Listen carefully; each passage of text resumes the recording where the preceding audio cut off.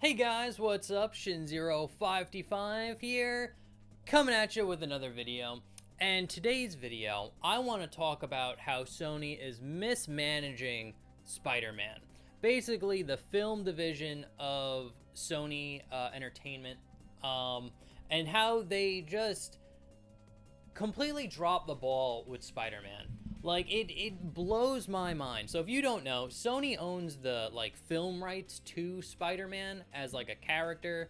So they own like Spider-Man, like Peter Parker, for example, and they own villains like Green Goblin, Venom, Morbius, Craven, Vulture. So anything specifically Spider-Man related, Sony owns in movie form. That's why when Spider-Man went in the MCU, it was a crossover film between Marvel, Disney, and Sony, because Sony does own the movie rights to Spider-Man because they bought it at like the late 90s or early 2000s, and they've kept it ever since.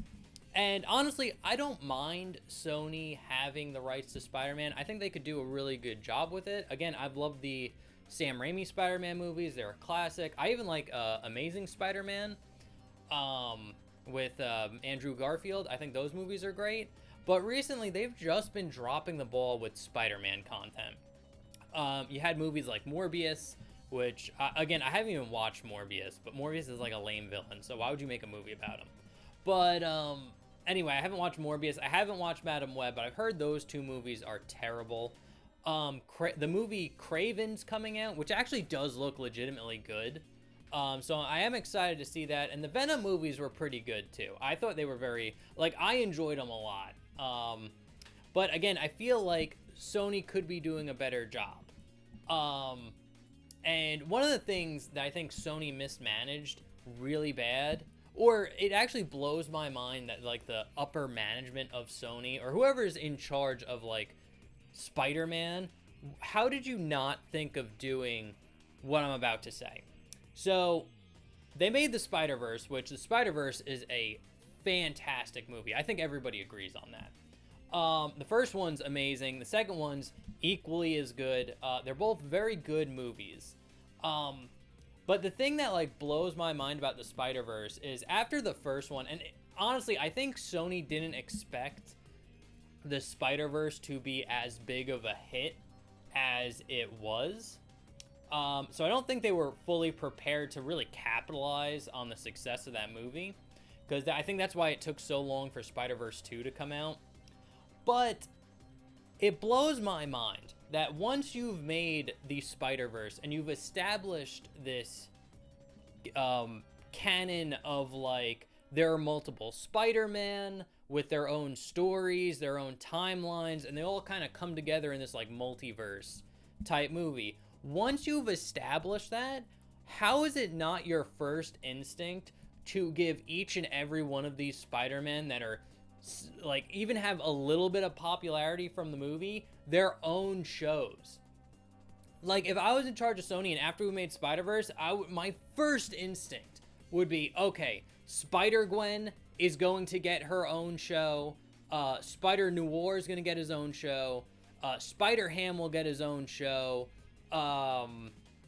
just all the different versions of Spider-Man that people kind of liked, they're going to get their own spin-off shows, and we're going to hand them over to different animation studios. So they would all have their own kind of unique look to them, and just spend again, the amount of money you'd spent on Morbius or Madam Web, you could have used that money to literally make 3 or 4 one season shows on the different Spider-Men, and make them 3D animated. You have the kind of visual style for each of the Spider-Man. So make a Spider-Gwen show, make a Spider-Noir show, and then post those out. Make smaller scale projects based on the Spider-Verse, and then see what lands and what doesn't. So if Spider-Gwen gets super popular, give that one a season 2. And if Spider-Ham didn't do as well and people didn't watch that show, maybe just make that a 1 season thing, and then put that money towards another Spider-Man to show off his show. Like, it blows my mind that they didn't do that. I feel like they didn't even think about doing that. Because, again, that is such an easy layup that, like, it blows my mind that they didn't do that. And it's just like, we got the second Spider-Verse movie, which was great, and we're supposed to get, like, a part 3 sometime. Does it come out, like, next year or the year after that one? I don't know, but sometime in the future, we're going to get the part 2 of the Spider Multiverse movie. I forgot what it was called. Because there's Into the Spider-Verse, and then... yeah, I forgot what they're called. It's not like Spider-Verse movie 1, Spider-Verse movie 2. But whatever the second Spider-Verse movie is, that's getting its sequel sometime in the future. And again, I'm sure it's going to be great.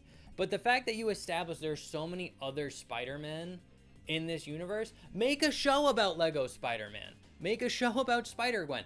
Like, how did you not think of doing that? You have you have an animation studio that can do it. You could even outsource it to other animation studios to give them, like, different styles and things like that. And again, the amount of money you'd spend on, like, making a Madam Web, you could have made 3 or 4 smaller, maybe, like, 10-episode seasons of the different... like, it blows my mind. Why did you not do that? But, yeah, anyway, those are my thoughts. I really do think Sony's mismanaging Spider-Man. They have such a solid IP that it blows my mind that you just can't make a hit movie.